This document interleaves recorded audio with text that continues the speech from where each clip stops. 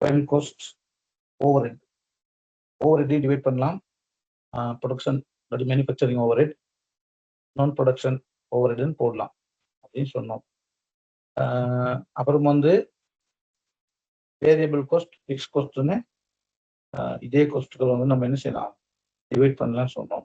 அப்போ short time decision மேக்கிங்காக காஸ்ட்டை வந்து மேனேஜர்ஸ் வந்து என்ன செய்ய போறாங்க, வேரியபிள் காஸ்ட், ஃபிக்ஸ் காஸ்ட்னு டிவைட் பண்ண போறாங்க. இப்போ அதில் பார்த்தீங்கன்னா நான் சும்மா ஒரு எக்ஸாம்பிள் ஒன்று எடுக்கிறேன். இப்போ நம்ம வந்து போக போகிறோம்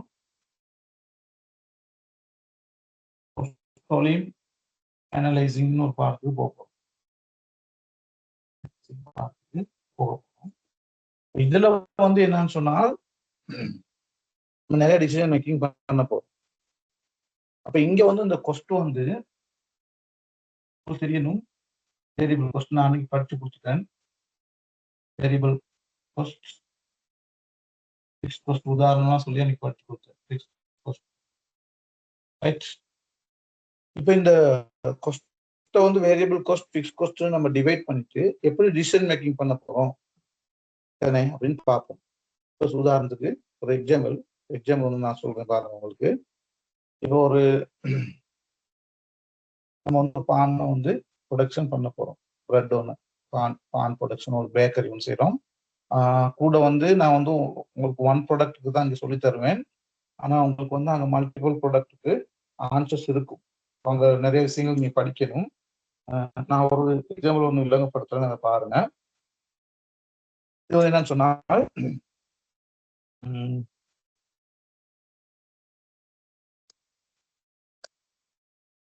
ஒரு பான் ப்ரொடக்ஷனுக்கு நம்ம போனோம்னு சொன்னால் ஒரு பேக்கரி, நான் ஒரு ப்ரொடக்ஷன் தான் எடுக்கிறேன் தானே, மல்டிபிள் ப்ராடக்ட் எடுக்கலைங்க. நான் ஒரு பேக்கரியை வந்து ஒன் ப்ராடக்ட் தான் எடுக்கிறேன். ஒன் ப்ராடக்ட்ங்கிறது பிரெட் ஒன்று நீங்கள் என்ன செய்ய போறீங்க, ப்ரொடக்ஷன் பண்ண போறீங்க. இதுக்கான டிரெக்ட் காஸ்ட் என்னன்னு பார்ப்போம். டிரெக்ட் காஸ்ட் எல்லாமே வந்து கூட என்னவா இருக்கும்னு சொன்னேன், வேரியபிள் காஸ்ட் இருக்கும்னு சொன்னேன். வேரியபிள் காஸ்டா இருக்கும்னு சொன்னேன். அப்போ அதை டிரெக்ட் காஸ்ட்டை பார்த்தீங்கன்னு சொன்னா இப்போ ஒரு 500 கிராம் போகுது. இது என்னது, டிரெக்ட் மெட்டீரியல். உங்களுக்கு தெரியும், டிரெக்ட் மெட்டீரியல் தெரியும். அதாவது பானை சொன்னா ஃப்ளவர் பானை வந்து அதில் வந்து என்னது டிரெக்ட் மெட்டீரியல் தானே. இப்போ 500 கிராம் போகுது. நான் சும்மா சொல்றேன், 500 ஒரு கிலோ வந்து ஒரு கிலோ வந்து 200 ருபீஸ். இப்போ நம்ம போடுறோம் 100 ருபீஸ். டிரெக்ட் லேபர் உங்களுக்கு தெரியும், இப்பெல்லாம் வந்து மெஷின் தான் ரொம்ப யூஸ் பண்ணுவாங்க பான் ப்ரொடக்ஷனுக்கு. அப்போ அந்த மெஷினை ஆப்ரேட் பண்ற ஒரு காஸ்ட் தான் இங்கே டிரெக்ட் காஸ்டா வரும் தானே. அப்போ அது வந்து நான் ஒரு பானுக்கு வந்து சும்மா போடுறேன் 50 ருபீஸ் போகுது. ஒரு பிரெட்டை வந்து உற்பத்திக்கு 50 ருபீஸ் போகுது, சரியா, 50 ருபீஸ் போகுது.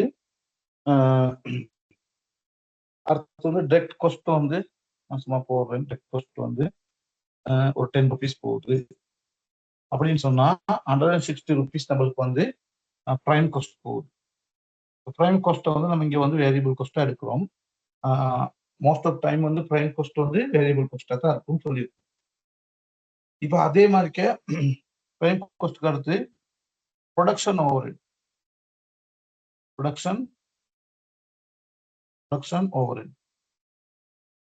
ஓவர்ஹெட் வந்து வேரியபிள் காஸ்ட் மட்டும் தான். ப்ரொடக்ஷன் ஓவர்ஹெட் வேரியபிள் அப்படின்னு எடுக்கிறோம். அது ஒரு 20 ருபீஸ் போகுது தானே. அதுக்கடுத்து நான் ப்ரொடக்ஷன் ஓவர்ஹெட். உதாரணத்துக்கு ஒரு பிரெட்டை வந்து நம்மளுக்கு வந்து சேல்ஸ் பண்றவருக்கு சேல்ஸ் கமிஷன் கொடுக்குறோம். ஒரு பிரெட்டை சேல்ஸ் பண்ணால் உங்களுக்கு 10 ருபீஸ் தாரோன்னு சொல்றோம். 10 20 ருபீஸ் தாரோன்னு வச்சுக்கொள்வோம் தானே. அப்போ வந்து ஒரு பிரெட்டை வந்து சொல்றேன் சேல்ஸ் கமிஷன் கூட சொல்லுவாங்க நான் ப்ரொடக்ஷன் ஓவர் ஹெட்டுக்கு. இப்போ அதுல ஒரு 220 rupees வருது. அப்போ நீங்க வேரியபிள் காஸ்ட் வந்து கால்குலேட் பண்ணிருக்கீங்க. இப்போ யூனிட் அதாவது ஒரு பானை ப்ரொடக்ட் பண்றதுக்கு 200 rupees உங்களுக்கு போகுது. 200 rupees சார் போர்ட் கொஞ்சம் unit. கிளியரா விளங்குது இல்ல?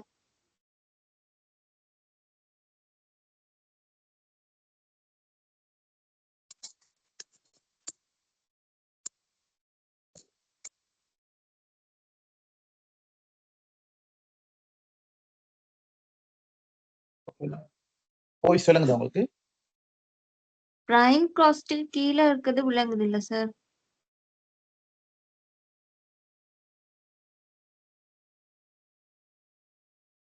சொல்லுங்கதா. விளங்குது. இது வந்து production overhead variable cost. Production ஓவர் ஹெட்லயே வேரியபிள் காஸ்ட் இருக்கலாம். இதெல்லாம் உங்களுக்கு தெரிஞ்சிருக்கும் நல்லா.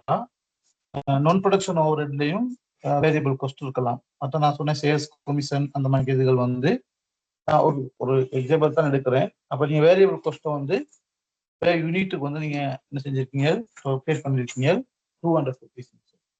200 rupees. நம்ம வந்து என்ன செய்ய போறோம்னு சொன்னால் இந்த காஸ்ட் வால்யூம் அனலைசிங்ல வந்து என்னன்னு சொன்னால் வேரியபிள் காஸ்ட் தான் நம்ம பார்ப்போம். வேரியபிள் காஸ்ட் யூனிட்டுக்கு எவ்வளவுன்னு பார்த்து இதை வச்சு நம்ம என்ன செஞ்சிருக்கோம், ப்ரைஸ் எல்லாம் தீர்மானிக்கலாம். நம்ம ப்ரைஸை டிசைட் பண்ண முடியும் தானே. இப்போ வேரியபிள் காஸ்ட் பே யூனிட்டுக்கு போயிருக்கு 200 rupees அப்படின்னா ஒரு பானை நீங்க ப்ரொடக்ட் பண்றதுக்கான வேரியபிள் காஸ்ட், அதாவது மாறும் குறையும். இப்போ டைரக்ட் காஸ்ட் எல்லாம் நான் வந்து பிரைம் காஸ்ட் எல்லாம் இங்கே வேரியபிள் காஸ்ட்னு போட்டிருக்கேன். அதுக்கப்புறம் உங்களுக்கு தெரியும் பிரைம் காஸ்டோட மேனுஃபேக்சரிங் ஓவர் ஹெட்டை எட் பண்ணணும். அப்போ இங்கே வந்து மேனுஃபேக்சரிங் ஓவர் ஹெட்ல நம்ம வேரியபிள் காஸ்ட்டை மட்டும் தான் எடுத்துருக்கோம். அதே மாதிரி மேனுஃபேக்சரிங் ஓவர் ஹெட்ல வந்து ஒரு நேரத்துக்கு வேரியபிள் காஸ்ட் இல்லாமலும் இருக்கலாம், எல்லா ஃபிக்ஸ் காஸ்ட்டும் இருக்கலாம். நான் ஏதாவது ஒரு வேரியபிள் காஸ்ட் வந்து போட்டிருக்கேன் 200 rupees சொல்லி. அதே மாதிரி நான் ப்ரொடக்ஷன் ஓவர் ஹெட்லையும் வந்து ஒரு 200 rupees என்ன போகுது, வேரியபிள் காஸ்ட் போகுது. எனக்கு வேரியபிள் காஸ்ட் ஃபிக்ஸ் காஸ்ட் நீங்க டிவைட் பண்ண தெரிஞ்சுக்கணும். இப்போ வேரியபிள் காஸ்ட் எடுத்தோம்னு சொன்னா 200 rupees யூனிட் போகுது. இப்போ நீங்க என்ன செய்யறீங்கன்னு சொன்னால் டிசிஷன் மேக்கிங் பண்ற நேரத்துல இது ஃபிக்ஸ் காஸ்ட் வந்து போகும். ஸ்கிரீன் ஃபுல்லாவே சார் ஷேர் பண்ணிருக்கீங்க. ஸ்கிரீன் வந்து ஃபுல்லா ஷேர் பண்ணிருக்கீங்களா சார்? ஃபுல்லா ஷேர் பண்ணிருக்கேன். ஆஃபா தான் காட்டுது சார். அந்த ஸ்கிரீன் ஷேரிங்னு சொல்லி போயிட்டு தானே சார் ஷேர் பண்ணீங்க? ஸ்கிரீன் நார்மல் நீங்க ஸ்கிரீன் ஷேரிங் அந்த வீடியோ தான் ஆன் ஷேரிங்னு சொல்லி பண்ணலாம். சொல்லக்குள்ள அங்க அந்த ஸ்கிரீன்னு சொல்லி ஒன்று இருக்கு, விண்டோன்னு சொல்லி ஒன்று இருக்கு, அந்த அதுல பிரசன்ட் மூட்னு சொல்லி ஒன்று இருக்கு, பிரசன்டர் மூட்னு சொல்லி அந்த ஃபுல் ஓப்பனா இருக்குது சார்.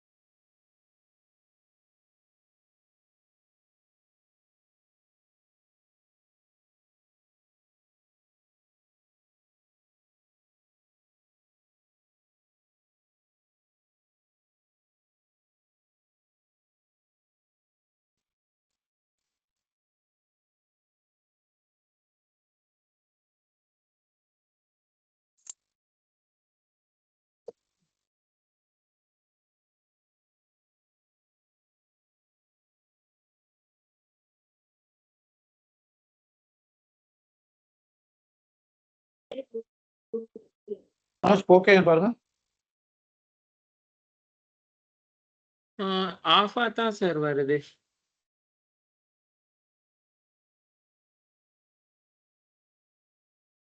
நான் வந்து வீடியோ தான் தம்பி ஆன் பண்றேன். ஸ்கிரீன் ஷேர் பண்ணலைனா. அங்கே ஸ்க்ரீன்ல ஸ்க்ரீன்னு சொல்லி சார் அந்த ஷேர்னு சொல்லி கொடுத்தோன்னே ஸ்க்ரீன்னு சொல்லி ஒன்று வருது தானே? ஸ்கிரீன் ஷேர் பண்ண தம்பி நான்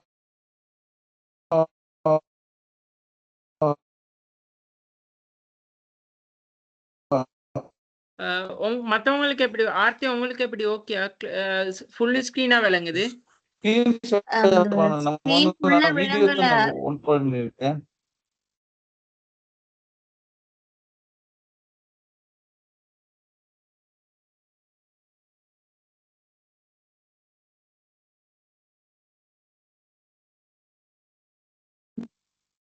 மைக்ரோசாஃப்ட் டீம்ல ஷேர் போயிட்டு அங்கே இருக்கு சார். அந்த ஷேர்னு ஸ்க்ரீன் சொல்லி கொடுத்தோன்னே ஆர்த்தி இப்போ உங்களுக்கு ஃபுல் ஸ்க்ரீனும் கிளியரா விளங்குதா? ஓ விளங்குது. இந்த வீடியோ ஓபன் பண்ணிட்டு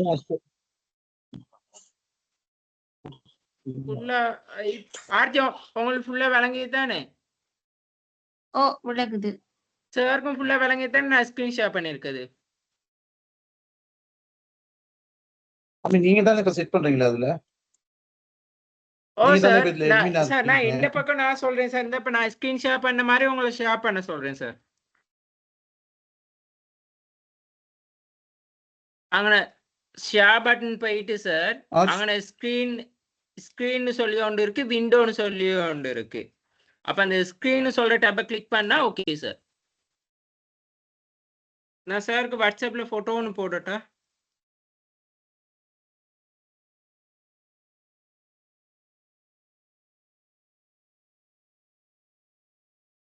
ஆமா, share பண்றேன்.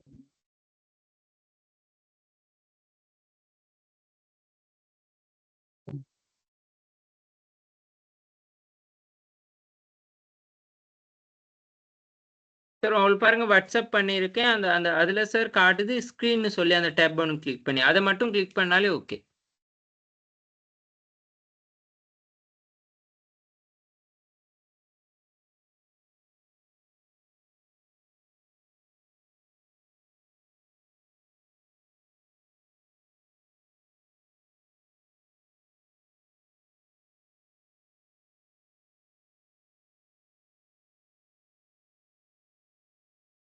ஓகே அப்ப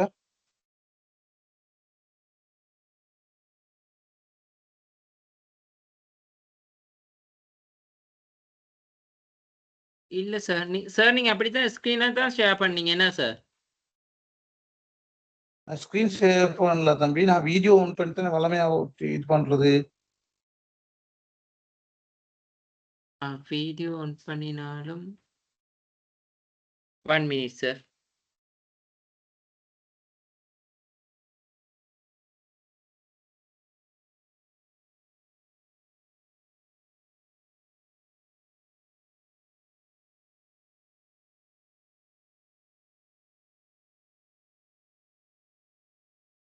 கேமரா ஆன் பண்ணி இதாக்கும் போது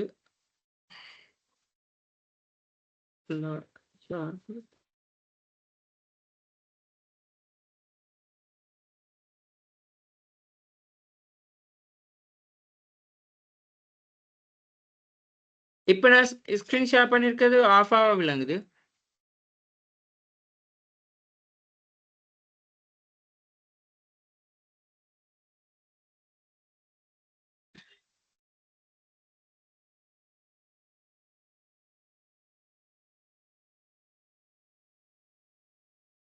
ஓ என்ன கேமரா இப்போ நார்மல் இப்போ ஷேர் பண்ணா ஓகேவா? அப்படித்தான் விளங்குது. இல்ல இப்போ ஓகே தானே? அப்ப ஓ இப்போ ஃபுல் லேப்டாப் ஸ்கிரீன் ஸ்கிரீன் வந்து விளங்கணும். ஃபுல்லா விளங்குது.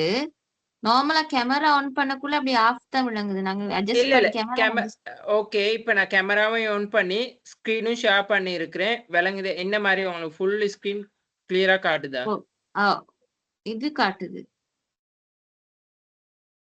Okay sir. சார் நீங்க கொண்டு போங்க.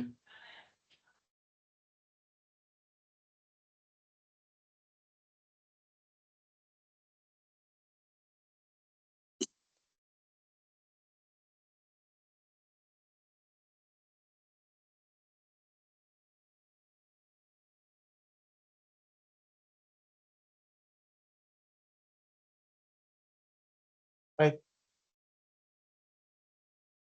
நம்ம ப்ரொடக்ஷன்ல வந்து வேரியபிள் காஸ்ட்டை பார்த்தோம். யூனிட்டுக்கு எடுத்துருக்கோம் 200 ருபீஸ்ன்னு சொல்லி. இப்போ இந்த பிரெட்டை வந்து நம்ம சேல்ஸ் பண்ற நேரத்தில் நம்மளுக்கு ஃபிக்ஸ் காஸ்ட்டும் போயிருக்கும். என்ன போயிருக்கும்? உதாரணத்துக்கு மேனேஜர் ஒருத்தர் எடுத்திருக்கோம், அவருக்கு சேலரி கொடுக்குறோம் தானே, அவருக்கு வந்து 150,000 கொடுக்குறோம். சரியா? ரெண்ட் ஒன்று எடுத்திருக்கோம், பில்டிங் ஒன்று ரெண்ட்டுக்கு எடுத்திருக்கோம், அதுக்கு வந்து 120,000 தானே. டிப்ரிசியேஷன், மெஷின் டிப்ரிசியேஷன் அது வந்து ஒரு 30,000 போகும். சரியா? அட்வர்டைஸ்மெண்ட் காஸ்ட் ஒன்று போடுறோம், ஒரு 50,000 போடுறோம். சரியா? ஏதாவது வெஹிக்கல் பானை வந்து நம்ம என்ன செய்யணும், டிஸ்ட்ரிபியூட் பண்றதுக்கு ஒரு வெஹிக்கல் ஒன்று எடுத்திருக்கோம்,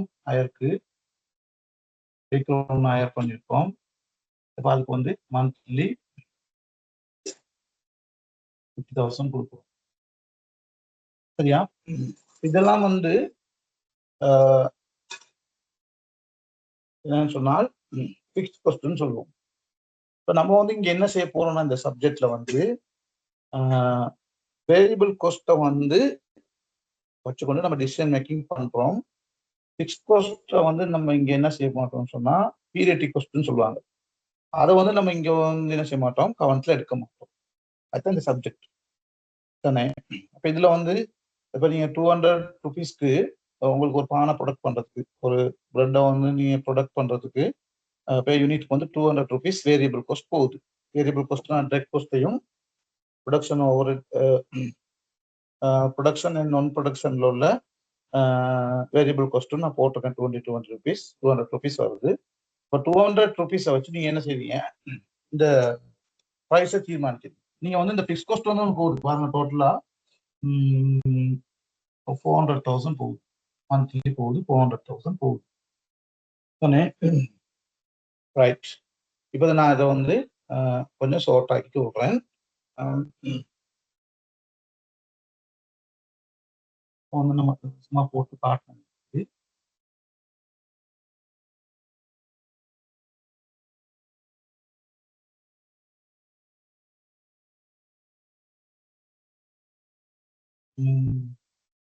பார்த்தீங்கன்னா அப்போ நான் வந்து பே யூனிட்டுக்கு இருக்கிறேன். பே யூனிட்டுக்கான யூனிட் வேரியபிள் காஸ்ட் ஒரு இடத்துல போடணும். வேரியபிள் காஸ்ட் வந்து 200 ருபீஸ். ஒரு பிரெட்டை போட்டு காட்டினேன், அது என்னென்ன வேரியபிள் காஸ்ட் வருதுன்னு போட்டு காட்டினேன். அப்போ அதுக்கு 200 ருபீஸ். டோட்டல் ஃபிக்ஸ் காஸ்ட் எடுக்கிறோம், 400,000. நான் ஏற்கனவே போட்டு காட்டினேன், நான் எடுத்துருக்கேன். மேனேஜர் சேலரி, வேற யாராவது ஸ்டாஃப் சேலரி, வெஹிக்கல் ரெண்ட்டுக்கு எடுத்துக்கிறது, பில்டிங் ரெண்ட் எடுக்கிறது, இந்த மாதிரி ஃபிக்ஸ் காஸ்ட்டும் போயிருக்கும். இப்போ நம்ம அதை கால்குலேட் பண்ணல. 400,000 இருக்குது மந்த்லி தானே. நம்ம வந்து என்ன செய்ய போறோம், இந்த பே யூனிட் வேரியபிள் காஸ்ட்டை வச்சு இதுக்கான சேல்ஸ் பிரைஸை நம்ம என்ன செய்ய போறோம், டிசைட் பண்ண போறோம். சேல்ஸ் பிரைஸை டிசைட் பண்றோம் 250 ருபீஸ். இதை நம்ம ஷார்ட் ஆக்கிட்டோம். இதை வச்சுட்டு இந்த சப்ஜெக்ட் உள்ள எல்லா வகையான ஈக்குவேஷன்ஸ் உங்களுக்கு தெரியும். மேனேஜ்மெண்ட் அக்கௌண்டிங் சொன்னால் அது எல்லாமே ஈக்குவேஷன் தான் இருக்கும். அப்போ ஈக்குவேஷன் யூஸ் பண்ணி தான் நம்ம எல்லாமே செய்வோம். அப்போ இங்க வந்து நிறைய ஈக்குவேஷன்ஸ் இருக்கு, உங்களுக்கு நல்லா தெரியுது. நம்ம வந்து என்ன செய்யறோம், ஒரு பிரெட்டை உற்பத்தி செய்யறோம், ப்ரொடக்ஷன் செய்யறோம். யூனிட் வேரியபிள் காஸ்ட் வந்து 200 ருபீஸ் போகுது. நான் அந்த வேரியபிள் காஸ்ட்ல என்னென்ன வரும்னு முதல்ல போட்டு காட்டினேன். டோட்டல் ஃபிக்ஸ் காஸ்ட்டும் நான் போட்டு காட்டினேன் என்னென்ன வரும்னு சொல்லி. 400,000 போகுது. ஆனால் நம்ம டோட்டல் ஃபிக்ஸ் காஸ்ட்டை வந்து இங்க என்ன செய்ய போறதில்ல, ப்ரைஸ் வந்து டிசைட் பண்ற நேரத்தில் இதை வந்து எவைட் பண்ணியிருக்கோம். அதை பத்தி யோசிக்காமலே கவனிக்க எடுக்காமலே நம்ம என்ன செய்யறோம், சேல்ஸ் பிரைஸை வந்து வேரியபிள் காஸ்ட்டோட மேல வேரியபிள் காஸ்ட்டோட எடிஷனா ஒரு ப்ரைஸ் ஒன்று நம்ம என்ன செஞ்சிருக்கோம், டிசைட் பண்ணியிருக்கோம். இங்க 250 ருபீஸ். அப்ப நம்ம இந்த பாடத்துல வந்து இதுதான் முக்கியமானது. ஃபர்ஸ்ட் அனலைசிங்ல வந்து வால்யூம் அனலைஸ்ல வந்து நம்ம ப்ரைஸை தீர்மானிக்கிற நேரத்துல ஃபிக்ஸ்ட் கோஸ்ட்டை பத்தி நம்ம என்ன செய்ய மாட்டோம், கவனத்துல கொள்ள மாட்டோம். நம்ம என்ன செய்வோம், வேரியபிள் கோஸ்ட். வேரியபிள் கோஸ்டோட நீங்க குறைவான ஒரு ப்ரைஸை வந்து செல்லிங் ப்ரைஸை வந்து நீங்க என்ன செய்ய முடியாது, தீர்மானிக்க முடியாது. செல்லிங் ப்ரைஸை வந்து நீங்க என்ன செய்ய முடியாது, தீர்மானிக்க முடியாது. அதுதான் இந்த சப்ஜெக்ட் தானே. அப்ப இங்க வந்து சொல்லுவாங்க, வேரியபிள் காஸ்டோட நீங்க வந்து குறைவான ஒரு ப்ரைஸை தீர்மானிச்சீங்கன்னா நீங்க எந்த இடத்துலயுமே ப்ராஃபிட் அடைய போறது இல்லை. உங்களுக்கு தெரியும், அது வேரியபிள் காஸ்ட்ல என்னென்ன இருக்குது. வேரியபிள் காஸ்ட்ங்கிறதே யூனிட்டுக்கு போறது தான். ஒரு யூனிட்டை ப்ரொடக்ட் பண்றதுக்கு 200 ருபீஸ் போகும் வேரியபிள் காஸ்ட்னா, நீங்க செகண்ட் யூனிட்டை ப்ரொடக்ட் பண்ண போறீங்கன்னா 400 ஆகும். தேர்ட் யூனிட்டை ப்ரொடக்ட் பண்ண போறீங்கன்னா அது 600 ஆகும். அப்படித்தான் போகும் வேரியபிள் காஸ்ட். ஃபிக்ஸ்ட் காஸ்ட் வந்து அப்படி இல்லைன்னு ஏற்கனவே நான் படிச்சு கொடுத்துறேன் லாஸ்ட் கிளாஸ்ல. அது வந்து நீங்க ப்ரொடக்ஷன் இன்க்ரீஸ் பண்ணாலும் 400,000னா 400,000 தான் இருக்கும். சரியா? அப்ப நீங்க வந்து இங்க என்ன செய்யுங்க, எந்த சப்ஜெக்ட்ல வந்து டிசிஷன் மேக்கிங் பண்றதுக்கு காஸ்ட்டை வந்து வேரியபிள் காஸ்ட் ஃபிக்ஸ்ட் காஸ்ட் மாற்றுங்க. வேரியபிள் காஸ்ட் தான் நீங்க வச்சு என்ன செய்ய போறீங்க, ப்ரைஸை தீர்மானிக்க போறீங்க. அப்ப யூனிட்டுக்கான வேரியபிள் காஸ்ட்டோட குறைவான ஒரு ப்ரைஸை வந்து நீங்க தீர்மானிக்க முடியாது. அதோட கூடின ஒரு ப்ரைஸை தான் தீர்மானிக்கணும். அப்ப இங்க வந்து முதலாவது வந்து நம்ம பார்ப்போம் கான்ட்ரிபியூஷன். கான்ட்ரிபியூஷன் சொன்னா செல்லிங் பிரைஸ்ல இருந்து மைனஸ் பண்றோம் வேரியபிள் காஸ்ட். நான் பே யூனிட்டுக்கு தான் எடுக்கிறேன். பே யூனிட்டுக்கான செல்லிங் பிரைஸ்ல இருந்து வேரியபிள் காஸ்ட்டை டிரெக்ட் பண்றோம். அப்போ வந்து இங்க 250 ருபீஸ்ல இருந்து 200 நம்ம டிரெக்ட் பண்ணோம்னா நம்மளுக்கு கான்ட்ரிபியூஷன் வந்து ₹50 இருக்கு. இப்போ முதலாவது வந்து கான்ட்ரிபியூஷன் தான். கான்ட்ரிபியூஷன் இல்லைன்னு சொன்னா, அப்போ செல்லிங் பிரைஸோட வேரியபிள் காஸ்ட் வந்து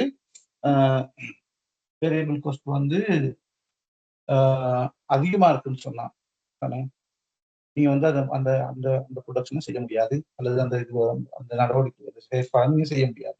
அதுதான் இங்க எவ்வளவு முக்கியமானது. முதலாவது என்ன இருக்கணும், ஒரு கான்ட்ரிபியூஷன். அது ₹1 கூட இருக்கலாம். நீங்க 200 ருபீஸ்க்கு ப்ரொடக்ட் வேரியபிள் காஸ்ட் வருதுன்னா 201 ருபீஸ் கூட நீங்க சேல் பண்ணலாம். ₹1 கூட இருக்கலாம். நீங்க ஃபிக்ஸ்ட் காஸ்ட்டை வந்து இப்ப நீங்க என்ன செய்யல, கவனத்துல எடுக்கல. அங்க ஒரு 400,000 ருபீஸ் மந்த்லி போய்கிட்டு இருக்குது. ஆனா நீங்க அதை பத்தி கணக்கெடுக்காமல் செல்லிங் பிரைஸ்ல இருந்து வேரியபிள் காஸ்ட் கன்ட்ரிபியூஷன் இருக்கான்னு பாக்குறது. கன்ட்ரிபியூஷன் மைனஸ்ல இருந்துச்சுன்னா அந்த ப்ரொடக்ஷனை நீங்க செய்யவே முடியாது. கன்ட்ரிபியூஷன் வந்து பிளஸ்ல இருந்துச்சுன்னு சொன்னால் நீங்க அந்த ப்ரொடக்ஷனை செய்ய முடியும். அப்படின்னு முதலாவது ஈக்குவேஷன். அப்போ கன்ட்ரிபியூஷன் இருக்கான்னு பார்ப்போம். கன்ட்ரிபியூஷன் வந்து யூனிட்டுக்கு 50 ருபீஸ். ரெண்டாவது கன்ட்ரிபியூஷன் சேல்ஸ் ரேஷியோன்னு பார்ப்பாங்க. இது வந்து ரொம்ப முக்கியமானது. சேல்ஸ் ரேஷியோன்னு எல்லா ஈக்குவேஷன் தான் நீங்க. அது வந்து செல்லிங் பிரைஸ்ல இருந்து selling price over contribution into 100ன்னு வரும். இது வந்து பெர்சன்டேஜ் எடுக்கிறது. அப்படின்னா 50 ருபீஸ் 250 ருபீஸ் இன்டூ 100ன்னு எடுத்தீங்கன்னா 20 ருபீஸ் உங்களுக்கு வந்து என்ன இருக்குது, கான்ட்ரிபியூஷன் ரேஷியோ வருது. சிஎஸ் ரேஷியோன்னு சொல்லுவாங்க. இது வந்து ரொம்ப ரொம்ப முக்கியமான சிஎஸ் ரேஷியோ. இதை வச்சுதான் இன்னைக்கு வந்து நம்ம நிறைய வேலைகள் செய்ய போறோம். இப்போ சிஎஸ் ரேஷியோ, இப்போ சிஎஸ் ரேஷியோக்கான ஈக்குவேஷனை பார்த்தீங்கன்னா selling price over contribution into 100 இது பெர்சன்டேஜ் தான் இருக்கும். அதாவது 200 ருபீஸ்ல செல்லிங் பிரைஸ்ல 50 ருபீஸ் தானே கான்ட்ரிபியூஷன். அப்ப இதுக்கு 250 ருபீஸ் 50 ருபீஸ் பார்த்தீங்கன்னா 20%. அதாவது செல்லிங் பிரைஸ்ல 20% வந்து நம்மளுக்கு கான்ட்ரிபியூஷன் இருக்குது தானே. அப்ப அதுதான் sales and contribution and sales ratio தானே. இது ரொம்ப ரொம்ப முக்கியமான 2 ஈக்குவேஷன். ஒரு ப்ரொடக்ஷன் நீங்க செய்ய போறீங்கன்னு சொன்னா ஃபிக்ஸ்ட் காஸ்ட்டை வச்சு நீங்க என்ன செய்ய தேவையில்ல, கவனத்துல எடுக்க தேவையில்ல. ஆனால் ஃபிக்ஸ்ட் காஸ்ட் எவ்வளவு போகுதுன்னு பார்ப்போம், கால்குலேட் பண்ணி அதை வந்து நீங்க ப்ரைஸை டிசைட் பண்ற நேரத்தில் எவ்வளவு வேற எந்த இதுகளுக்கோ இன்வால்வ் பண்ண மாட்டோம் தானே. அப்ப ப்ரைஸை வந்து நம்ம ஏதாவது வேரியபிள் காஸ்ட்டை வச்சு தான் டிசைட் பண்ணுவோம். இங்க வேரியபிள் காஸ்ட்டை விட ஒரு கூடின ப்ரைஸ் இருந்தால் இந்த ப்ரொடக்ஷனை நீங்க செய்ய முடியும். பாருங்க, நம்மளுக்கு வந்து ஒரு பிரெட்டை வந்து நம்ம சேல்ஸ் பண்ணோம்னா நம்மளுக்கு 50 ருபீஸ் கிடைக்குது. ஆனா நம்ம ஃபிக்ஸ்ட் காஸ்ட் 400,000 போகுது மந்த்லி. அது என்னென்ன இருந்தது, மேனேஜருக்கான salary, manager and other salary போடுங்களே, அதர் சேலரி தானே. ரெட் சேலரி வந்து இங்க வந்துடும். இதுல வேரியபிள் காஸ்ட் நான் ஏற்கனவே போட்டுருந்தேன் உங்களுக்கு. நான் சொல்றேன் மேனேஜேஷன், அதர் சேலரி, ரெண்ட், பில்டிங்கான ரெண்ட், டிப்ரிசியேஷன், வெஹிக்கல் ஒன்று நீங்க என்ன செஞ்சிருக்கீங்க, மந்த்லிக்கு ரெண்ட் எடுத்துருக்கீங்க, இதெல்லாம் போகுது 400,000 போகுது ஃபிக்ஸ் காஸ்ட் வந்து. ஆனா அதை வந்து நீங்க என்ன செய்யலை, இங்க கவனத்தில் எடுக்காமல் ப்ரைஸ் ஒன்று தீர்மானிக்கிறீங்க வேரியபிள் காஸ்ட்டை வச்சு. வேரியபிள் காஸ்ட்டை வச்சு என்ன செய்வீங்க, செல்லிங் ப்ரைஸ் ஒன்று வேரியபிள் காஸ்ட் விட அதிகமாக இருக்கிறது வாங்கி டிசைட். அது 1 ரூபீஸா கூட இருக்கலாம். ரைட். இப்போ அடுத்த வேலைக்கு நம்ம செய்ய போகிறோம். அடுத்த முக்கியமான வேலை அடுத்த ஈக்குவேஷன். இப்போ 2 ஈக்குவேஷன் நான் உங்களுக்கு சொல்லி கொடுத்துருக்கேன். ஒன்று contribution, selling price minus variable cost. இன்னொன்று வந்து contribution sales ratio, selling price over contribution into 100. அது ரேஷியோ வரும். அதாவது 250, அதாவது 250 ருபீஸ்ல 50 ருபீஸ் கண்ட்ரிபியூஷனாக இருந்தால் என்ன பெர்சன்டேஜ் தான் அது. அப்போ 250 ருபீஸ்க்கு பார்த்தீங்கன்னா 20% வரும். 10% 25 ருபீஸ், 20% வந்து 50 ருபீஸ். அப்போ இது ரெண்டும் மிக மிக முக்கியமான ஒரு ஈக்குவேஷன்ஸ் தான் இதுல. ரைட். இப்போ ரெண்டாவதுக்கு போவோம். ரெண்டாவது விஷயம் இது உங்க பார்த்து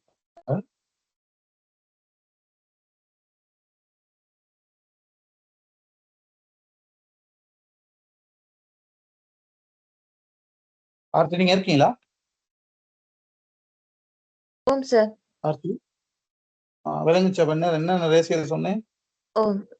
கன்ட்ரிபியூஷன் காண்றதும் சேல்ஸ் ரேஷியோ, சிஎஸ் ரேஷியோ. கன்ட்ரிபியூஷனும் என்ன ஈக்குவேஷன்? கன்ட்ரிபியூஷன் வந்து sales price minus variable cost. CS ratio வந்து கன்ட்ரிபியூஷனின் கீழ் sales price into 100. Okay. Right. இப்போ அடுத்த இதுக்கு போக போறோம். இதுதான் ரொம்ப முக்கியமான, இதுல முக்கியமானது பிரேக் ஈவன் பாயிண்ட் அனலைசிஸ் கூட சொல்லுவாங்க. ரைட். பிரேக் ஈவன் பாயிண்ட்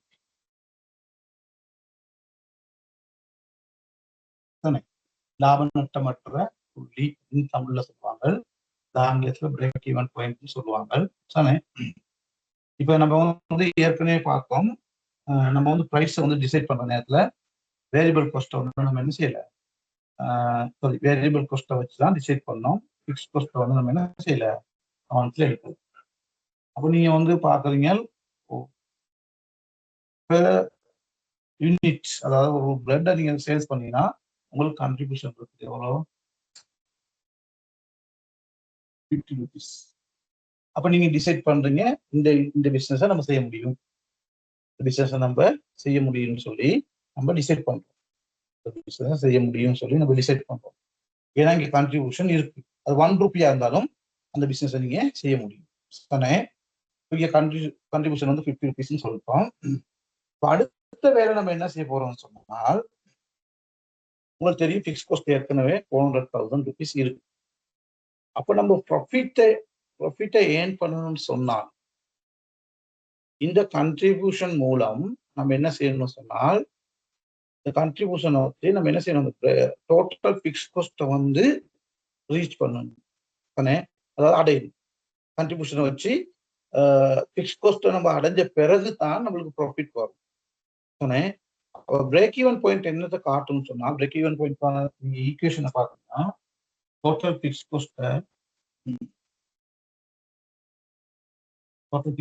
வந்து டிவைட் பண்ணீங்க per யூனிட் ஆஃப் கண்ட்ரிபியூஷன். அப்போ டோட்டல் ஃபிக்ஸ் காஸ்ட் வந்து 400,000. அதை வந்து டிவைட் பண்றீங்க 50 ருபீஸ் ஆகும். அப்போ டிவைட் பண்ண பிறகு இது வந்து யூனிட்ஸ்ல காட்டும் போது அப்ப நீங்க வந்து என்ன செய்ய போறீங்க, 8,000 யூனிட்ஸ்.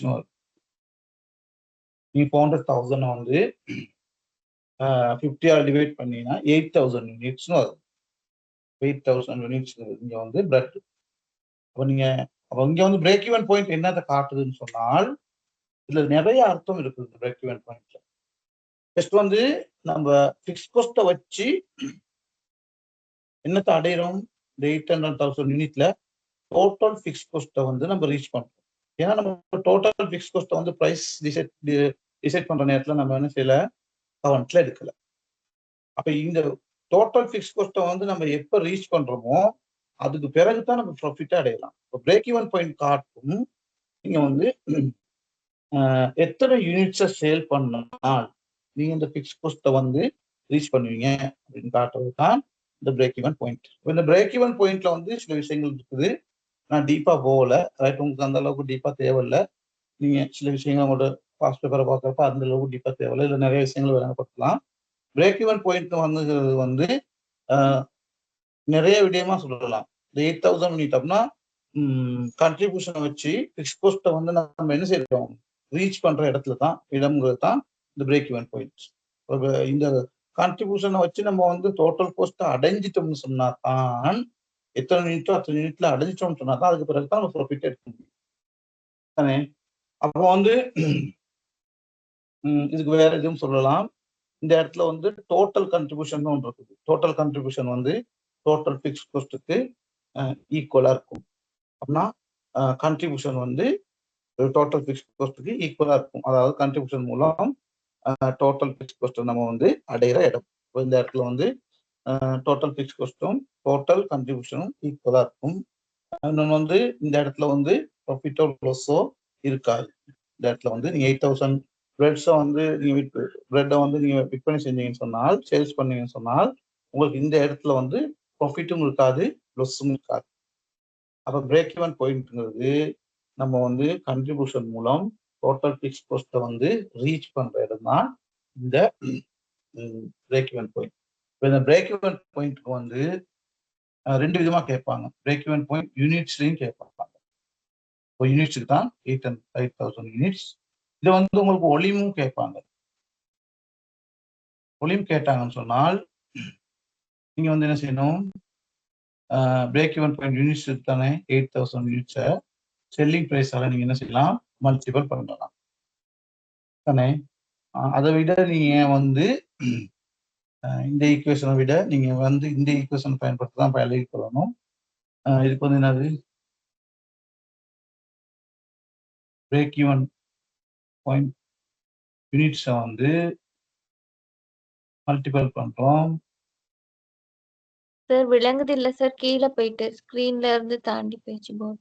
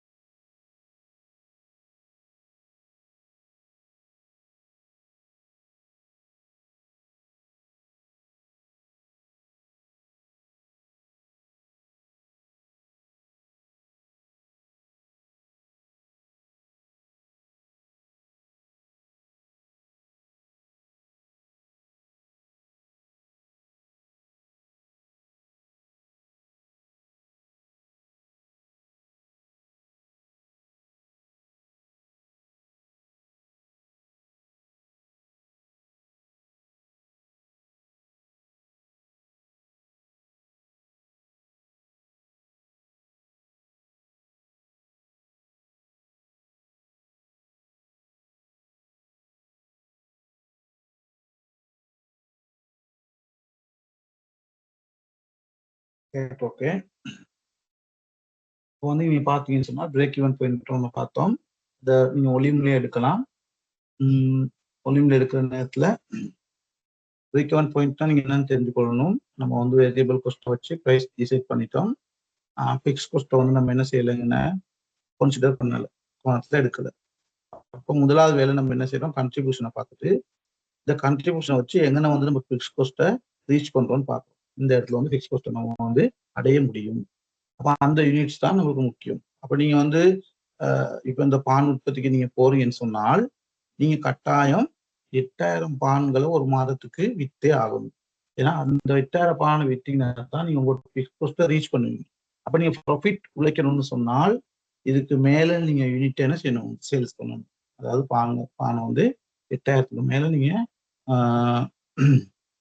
என்ன செய்ய போறீங்க, உற்பத்தி சேல்ஸ் பண்ணணும். அப்பதான் நீங்க ப்ராஃபிட்டா அடையலாம். ஏன்னா ஏற்கனவே நம்ம வந்து ஃபிக்ஸ் காஸ்ட்டை வந்து நம்ம என்ன செய்யல, ப்ரைஸ் டிசைட் பண்ற நேரத்துல கவனத்துல கொள்ளல.